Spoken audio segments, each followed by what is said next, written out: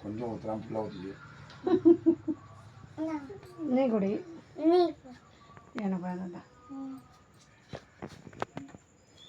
நீ வருதா பாரு அவர் தொண்ணு போதும் பண்ணி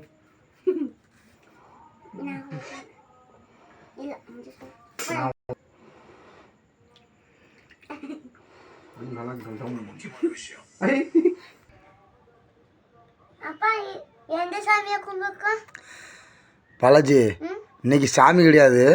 சாமி மாதிரி நம்ம முன்னோர்கள் நம்ம வீட்டில் பெரியவங்க இருக்காங்கள அவங்க நமக்கு மேலே போயிருக்கிறனால சாமி மாதிரி நினச்சி அவங்க நினச்சி கும்பிட்றது.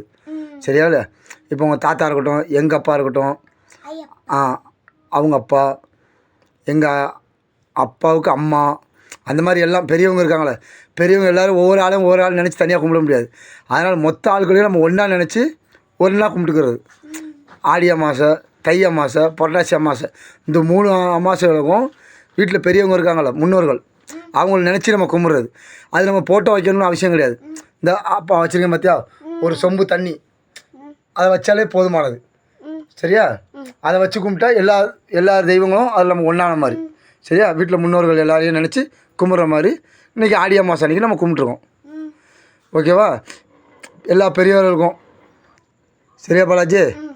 எப்போயுமே நம்ம வீட்டில் இருக்க பெரியவங்களை நினச்சி கும்பிட்றதுக்கு மாதம் கும்பிடுறோம், மாதம் கும்பிடாமல் இருக்கும்னு வச்சுக்கோ, பிரச்சனை கிடையாது. ஆனால் இந்த ஆடி அமாவாசை, தை அமாவாசை, புரட்டாசி அமாவாசை, இந்த 3 அமாவாசைக்கும் வீட்டில் பெரியவங்கள கும்பிடணும். சரியா? நம்மளால் என்ன முடியுதோ நம்ம வீட்டில் எதோ வைக்கமோ சாப்பாடை வச்சு சிம்பிளாக கும்பிட்டா போதும். வேறு என்ன டவுட்டு? சாமி கும்பிட்டாச்சுல? சரியா?